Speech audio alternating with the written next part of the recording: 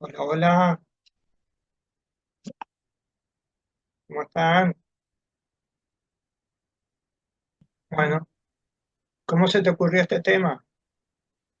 Eh, pasa que, bueno, controversias. No, son cosas que uno cuando va a sala, cuando va a externo y está en el procesamiento de la muestra, la extracción de las muestras y demás, empieza a cuestionarse por ahí, ¿no es cierto?, qué está bien, qué está mal. Y también ha pasado en realidad que eh, validando resultados, encontrando los resultados de los pacientes internados, por ejemplo, he encontrado glucemias de 50, 60 que estaban por debajo del rango, pero era más por un tema de organización de la parte de la preanalítica, porque eran, en el Perrando lo que sucede es que se dividen en grupos de técnicos que van a las salas y no es que va a una sala y ya vuelve, sino que van a dos, tres salas y después vuelven. Y por ahí, dependiendo de la cantidad de pacientes, eh, se tarda más o menos volver al laboratorio. Entonces, a Sí, sí, partir de ahí surgió la cuestión, digamos. Por o eso sea, me puse a indagar en esa parte y aparte de que también hace poco había salido la recomendación de la Fundación Bioquímica de Argentina para lo que es el diagnóstico y la determinación de lo que es la glucemia alterada en ayunas. sí, Por eso más que nada, entonces traté de buscar el extenso o desde donde ellos empezaron a informarse y por qué sí, es lo sí. que realmente ellos recomiendan, lo que recomiendan que les voy a contar. Bueno, bueno, muy bien, vamos a Bueno. aprender.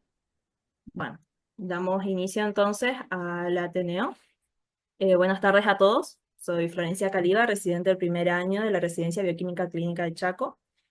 Este Ateneo, que se nombra No solo es cuestión de azúcar, la importancia de la preanalítica en la determinación de la glucosa, lo realicé durante mi rotación en el Gran Hospital Julio Perrando, doctor Julio Perrando, en el área de bioquímica clínica, del Laboratorio de Análisis Clínicos. ¿Cuál es el objetivo de este Ateneo? Es reevaluar y analizar las condiciones preanalíticas recomendadas por la Asociación Americana de Diabetes en el 2024 y la Fundación Bioquímica Argentina 2024 en lo que es la medición de la glucosa en ayunas. La Federación Internacional de Diabetes publicó un atlas en 2021 donde ellos evalúan la población mundial y se estima que el 10,5% de la población padece de diabetes entre los 20 y 79 años y que la mitad de esa población desconoce de padecer diabetes. Ellos, a partir de todos sus análisis, estiman que para el 2030 ese número va a aumentar a 643 millones de personas que van a padecer de diabetes y para el 2045 va a aumentar otros 100 millones más. Este atlas, que también lo confecciona la Federación Internacional de Diabetes, muestra cómo va a ir incrementando de acá a unos 15 años más, 10 años más. Y como ven, a nosotros nos interesa es Latinoamérica. Si pueden llegar a ver, dice el 50% de la población va a incrementar en 2045. Algo importante a destacar también que ellos marcan es que la mayoría de la población son de 3 a 4 personas, digamos, 3 a 4 adultos, viven en países con bajos ingresos y medios, claramente acá en Latinoamérica. Ahora, ¿qué es lo que sucede acá en Argentina o cuáles son los datos que ellos tienen de acá de Argentina? Como dijimos, su estudio fue en 2021. Su estudio fue en 2021 y ahí se estimó, se obtuvo el tuvo dato que 1.800.000 personas padecen de diabetes y que para el 2045 va a aumentar a 1 millón más. Lo mismo personas que padecen lo que es prediabetes, lo que es glucosa alterada en ayunas y la intolerancia a la glucosa. Van a aumentar de acá hasta el 2045 1 millón más cada población. Esta es la estadística, digamos, vamos a ver que todo está en crecimiento. Básicamente la diabetes es una emergencia sanitaria que va en rápido crecimiento.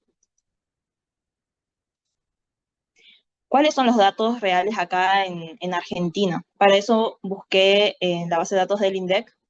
El INDEC, en su última evaluación, que lo hizo en 2019, que es una encuesta de factores de riesgo, fueron entrevistando a personas, y eso también tengas en cuenta que capaz muchas personas habrán quedado fuera de esta encuesta, eh, se obtuvo estos resultados, que en 2018 el 12,7% de la población sabe que tenía glucemias elevadas en ayunas o bien ya tenía un diagnóstico de diabetes.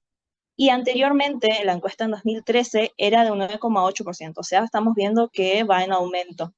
No encontré datos más cercanos aún, supongo que eso se debe en algún momento actualizar, pero bueno, después de 2018 tendríamos que pensar que en el medio tuvimos pandemia, muchos cambios en la rutina, por lo cual es muy importante el screening y el diagnóstico de la diabetes, como así también de la prediabetes.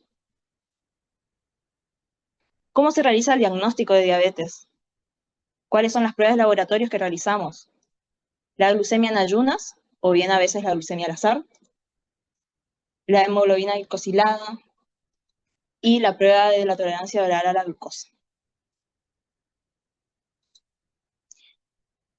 Los límites de decisión clínica de las pruebas de laboratorio para el diagnóstico de la prediabetes y la diabetes son los siguientes. Estos son los últimos, los actuales y los que la mayoría de los laboratorios de Argentina hoy lo están aplicando.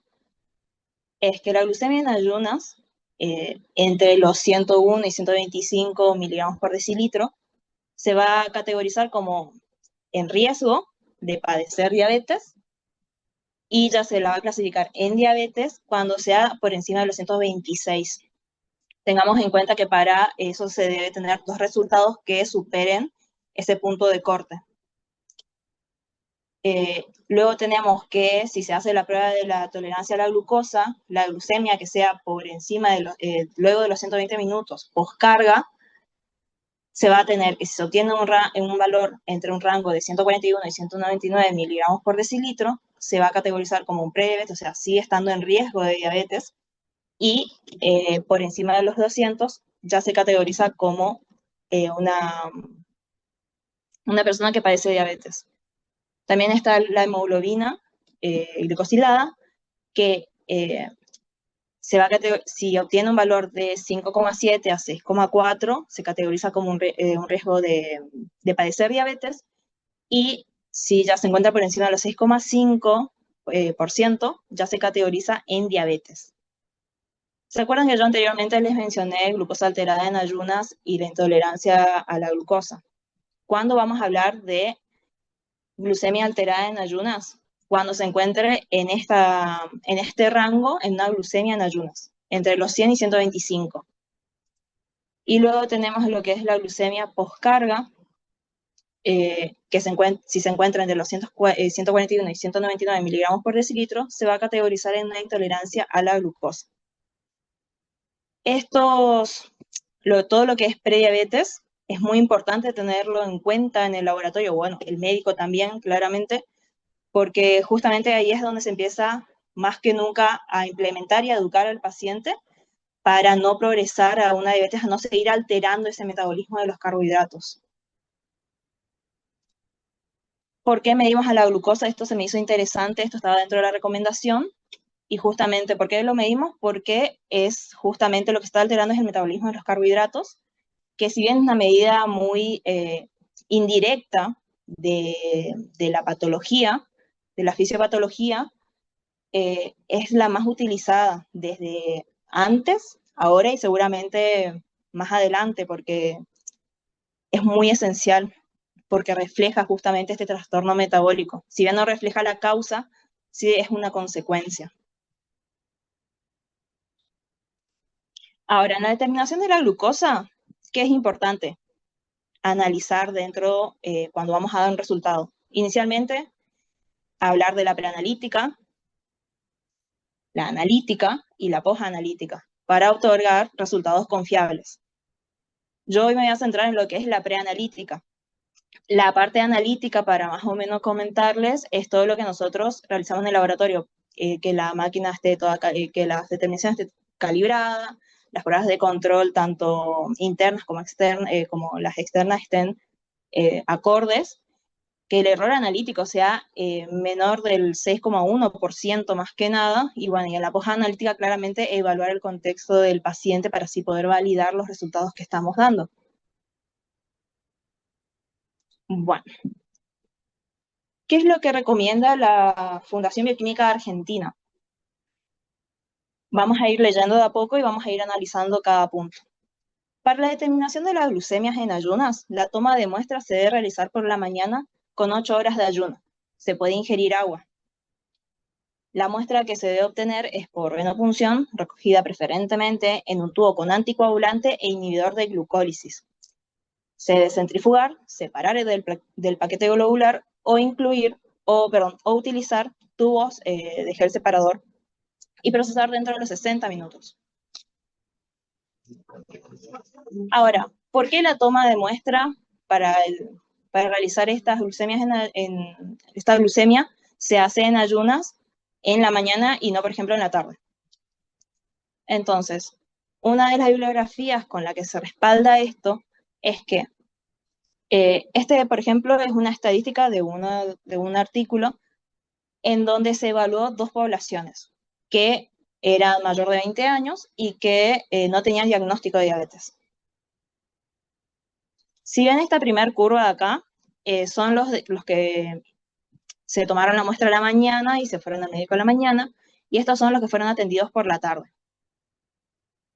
Se hizo un promedio de todos los valores de las personas que se tomaron a las 8 horas, a las 9 horas, a las 10, a las 11 horas de la mañana, y luego lo de la tarde ya empezaron a las 1 de la tarde, a las 2, a las 3, a las 4, a las 5 y así.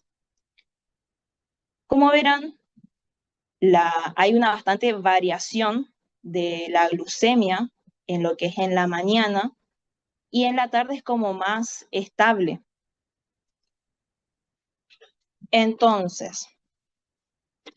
Entonces acá se tendría que pensar, o podríamos pensar, qué es lo que en realidad a mí me controla la glucemia ¿quién es la hormona más, digamos, que nosotros pensamos siempre de que está controlando la glucemia? Es la insulina, ¿verdad? Que no aumente. La insulina hay que recordar que tiene un ritmo circadiano, por lo cual presenta sus picos máximos por la tarde. Y en la mañana es como que va en elevación recién. Entonces, bueno, vamos a ver esta variación, y dentro de este mismo artículo se observó que la prevalencia de los sujetos que se hicieron la prueba obtuvieron valores de glucosa que eran indicativos de diabetes por la mañana en un 2,8% de esa población, y por la tarde, quienes tenían esos valores indicativos de diabetes, era el 1,4%, casi la mitad de las personas, de la población. Y la prevalencia de lo que es valores de la glucosa alterada en ayunas, también pasó lo mismo. Se observó que los sujetos matutinos era un 7,4% de la población, y en sujetos vespertinos un 2,6% era la prevalencia. Por lo cual, a las definiciones de hoy en día de los puntos de cortes de diabetes y de prediabetes, se pudo observar justamente que nos queda casi la mitad de las personas fuera de un diagnóstico de diabetes. O sea, podríamos estar perdiendo una población que tendría que ya estar educándose sobre esta patología.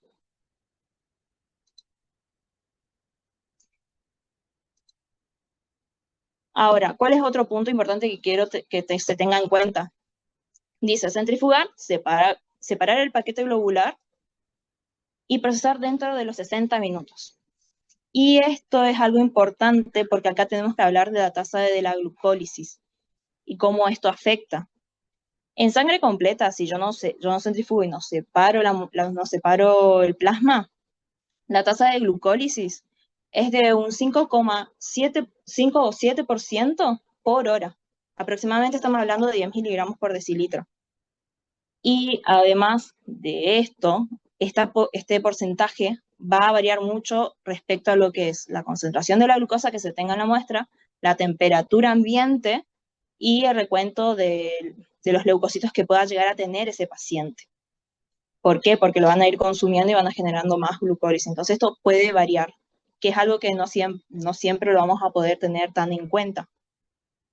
Esto es un problema bastante grave y subestimado. ¿Por qué? Porque va a llevar a diagnósticos erróneos. Vamos a poder estar dejando a la mitad de la población.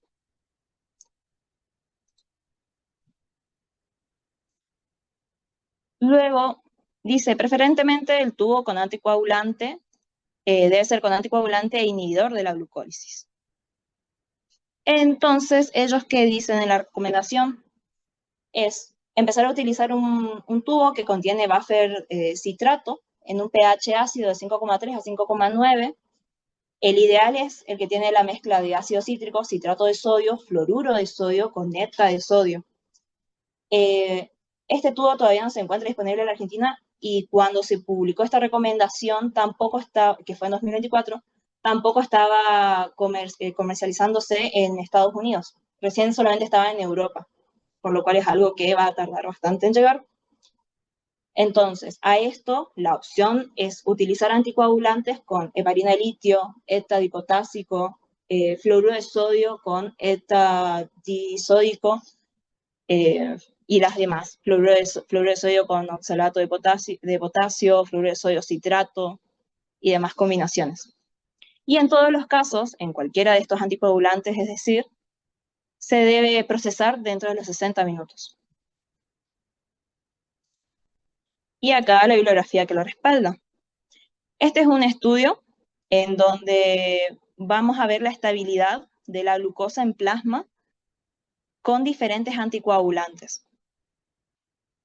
Y para comentarles más o menos cómo se obtuvo esta gráfica, fue que se tuvieron también una cierta cantidad de pacientes, a cada uno se le hizo una punción venosa y se dividió esa muestra en estos 6 tubitos, en los que contenían diferentes anticoagulantes.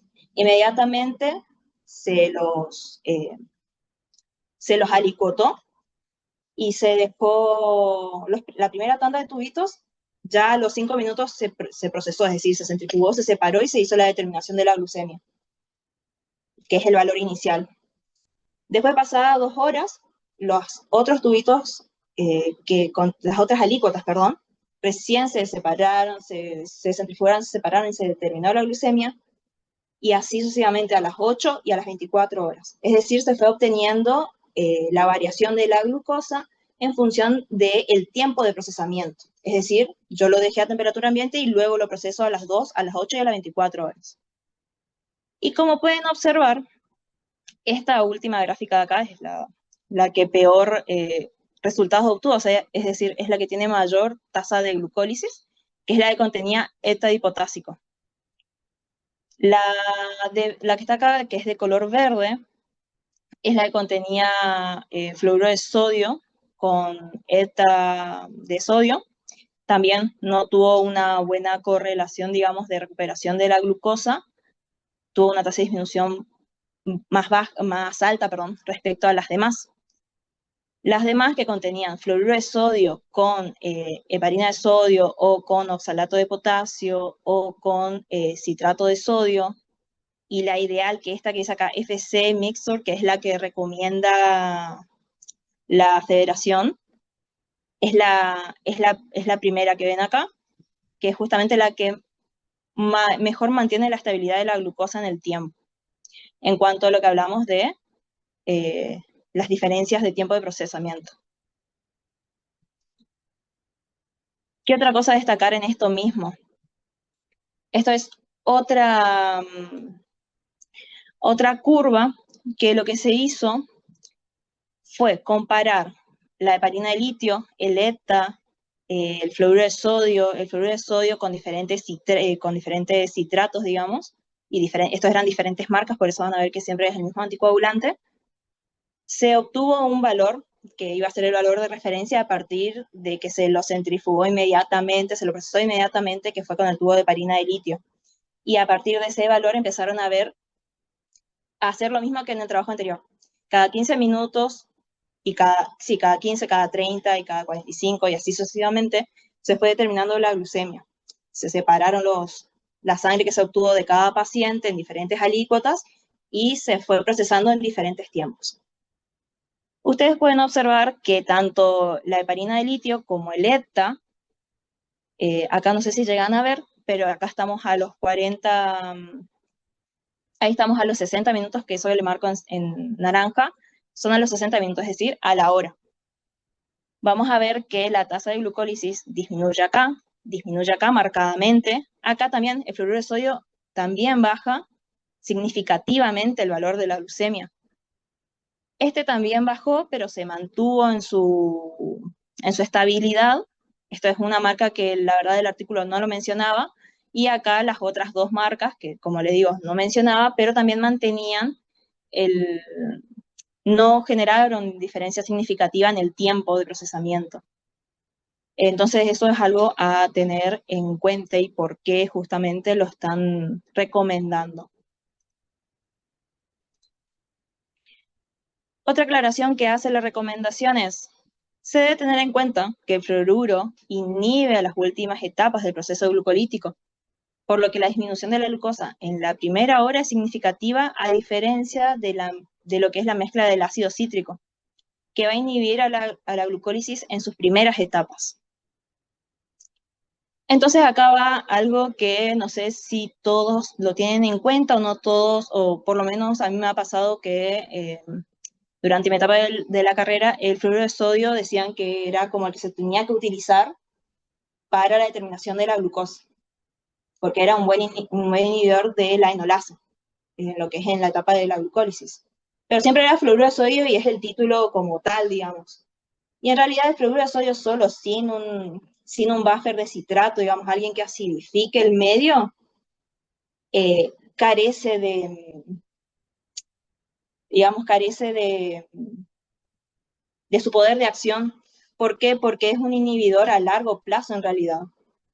El fluoruro de sodio, como actúa en las últimas etapas de la glucólisis, en la enolasa, ya pasada la hora, recién empieza a actuar.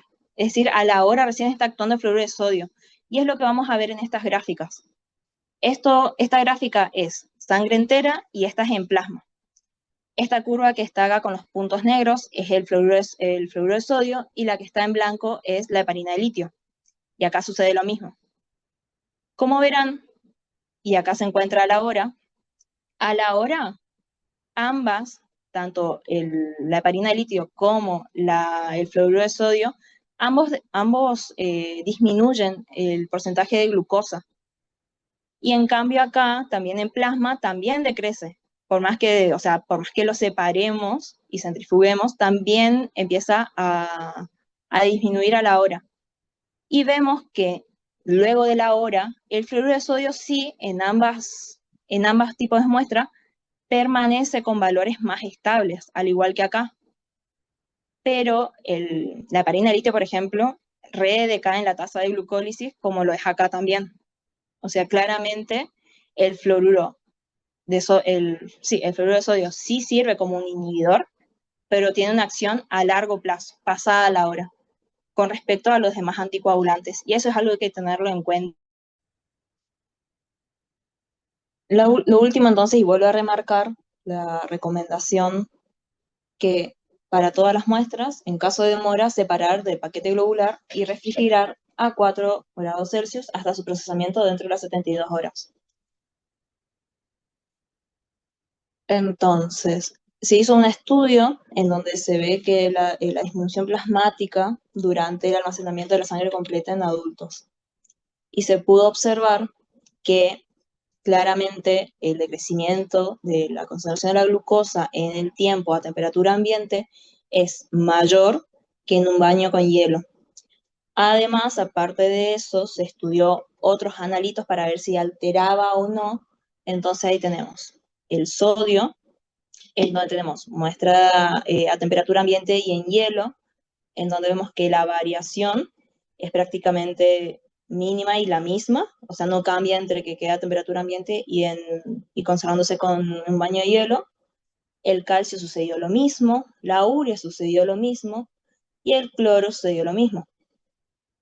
Pero sí se observó un incremento en el plasma del potasio. ¿En cuál de las dos situaciones? En la situación en la que se tenía el baño de hielo. Vemos que el incremento a través del tiempo es mayor, si bien igual se determinó que a las 4 horas ese incremento fue de 0,3 milimoles decilitro, eh, por mililitro, perdón. Eh, no es tanto tampoco, pero sí es algo a tenerlo en cuenta. Si, por ejemplo, el mismo tubo que yo utilizo para la determinación de glucosa lo coloco en estas condiciones del baño de hielo, tener en cuenta esta variabilidad del potasio.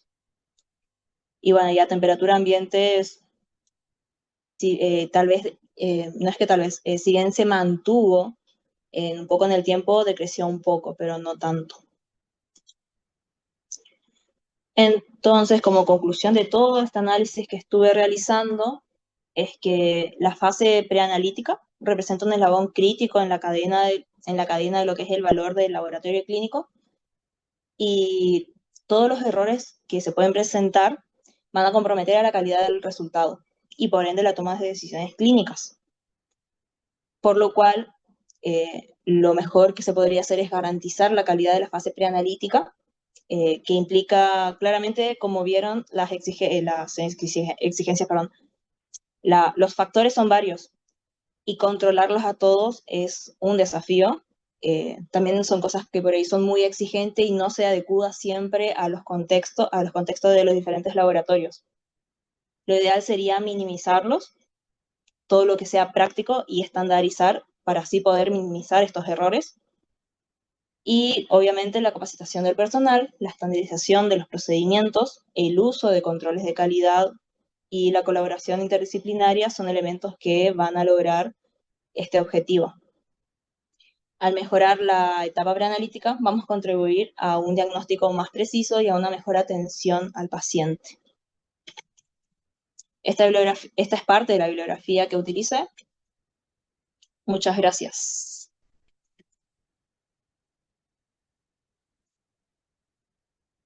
¿Alguna duda, pregunta, aporte? ¿Qué les pareció? Hola Florencia, me gustó mucho que buscaste artículos estudios que avalan cada una de las recomendaciones, digamos. Seguramente hay más Sí, artículos, pero es muy importante ese enfoque porque si no, digamos, si lo dice la asociación tal que tiene mucho prestigio, y bueno, tiene mucho prestigio, pero así también vimos que la OMS se mandó cada error durante la pandemia, viste, y la gran Organización Mundial de la Salud, que realmente es una excelente organización, también se equivoca. sí. Entonces, no alcanza con que sea la Federación Internacional de Diabetes. Sí Ujú. que se basa en determinados artículos. Bueno, así que buenísimo. Sí, está muy buena la recomendación, la verdad que la recomiendo si se quiere poner a explorar, digamos, cada fundamento que ellos van dando con cada pauta. Es más, como usted menciona, la OMS por ahí está un poco más retrasada en lo que es el valor de corte de la glucosa alterada en ayunas. Sigue manteniendo que sea 110. Sí, creo que le han agregado que si tenés al menos un factor de riesgo, bajas a 100. Claro, pero sí, o sea, o sea, igual que te queda, digamos, en la población que no. Sí, sí, sí, ya lo van a cambiar. Escúchame el último artículo, no tenés cuánto es la temperatura ambiente, porque si esto lo hicieron, qué sé yo, en invierno, en un país de Europa, tal vez la temperatura ambiente de ellos era 10 grados, ¿viste? Eh, Este, creo que lo busqué, el artículo no lo menciona, solamente dice temperatura ambiente. Porque también con lo que es el baño de hielo, y si vamos al baño de hielo, y si por ejemplo se quiere utilizar refrigerantes, habría que ver los diferentes valores sí, del no, ahí hay grado. que tener cuidado Por para eso, evitar la hemólisis, tampoco le va a meter a la sangre entera directa con contacto con hielo, porque te va a mandar claro, por una eso. esa hemólisis y el potasio se te vaya a las nubes directamente. Eh, Sí, no, eh, pero bueno, lo conceptual es importantísimo que se trabaje, como vos decís al final, concientizar, mostrar esto a los extraccionistas, que es realmente importante. Si las muestras que tienen glucemia tienen que ser refrigeradas y tienen que venir de alguna manera hasta el laboratorio, tienen que tener un trato prioritario. Si uno se pone a mirar, seguramente hay, hay una manera de hacerlo. Seguro que no es fácil. Encima el Hospital Perrando, que tiene unas distancias enormes, sí, seguro con que la hay, guerra que maneja también. pero no es imposible. Y estamos hablando No, de evitar estos errores. Realmente es posible. ¿Lleva esfuerzo? Sí. Y bueno, ¿quién dijo que mejorar nuestra manera de trabajar es fácil? Buenísimo. Gracias, Florencia. no sé nada, gracias a ustedes. ¿Alguien más tiene alguna consulta, algo o aporte? Muchas felicitaciones, Yamila, estuvo muy lindo el Ateneo, la verdad que me gustó y me gustó el tema. Eh, y no sé, me pareció entender que decías que la Fundación Bioquímica todavía no bajó los niveles, sí, ya lo hizo. No, no, la OMS es la que no Ah, bajó todavía. La OMS, ok. Sí, Sí, escuché o más sea, de no eso lo al coloqué, final. pero es algo que me hubiese gustado colocarlo, pero no iba al tema, digamos, no, Claro, por eso, y se extendía mucho. muy interesante Entonces, el no. tema. Y lo de las horas de ayuno también es algo que hay que, no sé cómo ajustar eso con los pacientes, realmente hay que recomendar mucho el tema de las horas de ayuno. Sí, es más, Eh, si ustedes ven en la gráfica, que es algo que yo no les mencioné, porque bueno, me puse nerviosa por lo del que hubo problema en... Al principio, sí, pero por suerte Sí, pasó. Uf, pero hay un comentario que ya se me hace relevante, que solamente ya es, a ver, en el de la hora de ayuno, acá. Si ustedes ven esta gráfica, ya en la mañana la variación es bastante amplia y acá ya empieza a ser un valor, digamos, que ya me quedan afuera varios pacientes que podrían llegar a tener o no una prediabetes o diabetes. Por eso claro. es que este artículo, si ustedes lo leen, capaz que les queda mejor que de lo que yo les explico, pero la verdad, o sea, ven el decrecimiento importante, o sea, si yo mido a alguien la glucosa acá, es totalmente distinta a lo que yo le mida a las 8 de la mañana que a las 11 de la mañana, a las 10 de la mañana. O sea, ya acá en la mañana ya hay que tener en cuenta, Sí, por dependiendo del tipo de supuesto. paciente. Pero no te estoy diciendo la hora que se le saca la Sí. sangre al paciente, que se supone que tiene 8 horas de ayuno, sino que por ahí el Ujú. paciente te venga con más horas de ayuno. Ah, sí, sí, sí, sí, sí. Eso es algo que también por ahí no, por lo menos a mí estando en externo, me ha pasado, viste que siempre se le pregunta antes de ingresar las muestras, por lo menos nosotros de ingresar las muestras y de decirle se te va a hacer la extracción, se le pregunta bien desde cuándo empezaste y demás. Y por ahí es como, bueno, lo tenés que rechazar y decir, no, son 8 horas de ayuno, no, que no se sobrepasen, Sí, digamos. también el tema, la verdad que sigue siendo un tema controversial este de la glucemia. Sí, Muy bien. sí, sí, sí, sí. Gracias. sí, me parece importantísimo lo que está diciendo Patricia, que se difunda entre los bioquímicos que hay que estandarizar, hacer ese esfuerzo y pedirle 8 horas de ayuno, porque estamos hablando de pesquisar diabetes, estamos hablando de Ujú. controlar pacientes diabéticos en tratamiento, estamos hablando de una información muy, muy importante y no cuesta nada, no cuesta nada decir, usted tiene que venir con 8 horas de ayuno, levantarse, venir, evitar todas las situaciones de estrés, no fumar, no acelerarse, no mirar las noticias, todo lo que significa estandarizar para que venga sin estrés. Y si no lo puede Sí, hacer, bien otro día, elija usted el día más tranquilo, hacer toda esa recomendación cuando el paciente viene a pedir turno. Estamos hablando de paciente ambulatorio, ¿eh? En sí, paciente sí, sí, sí. otra película, en paciente internado hay un mundo de situaciones que hacen que vos tenés que sacarle sangre en ese momento. Esto vale para el mundo del ambulatorio, ¿no es cierto? Pero Sí, es sí, impactante, incluso seguramente en el trabajo está más detallado esa parte, o se puede buscar otros trabajos, porque esto estoy viendo que es del año 2000, no me sí, acuerdo jamás, así que sí, sí, seguro sí. trabajo, pero Sí, no le esto fue quita valor. fue hecho en otro lado, sí, pero porque tiene, digamos, atienden a pacientes por la tarde, entonces se quiso hacer esa comparación, digamos, qué tan Seguro. factible iba a ser. Bueno, muchas gracias. Muchas gracias. Hasta Bueno, luego. gracias, gracias, damos por finalizado entonces este Ateneo. Se va a encontrar el video, la grabación en el canal de YouTube de la residencia.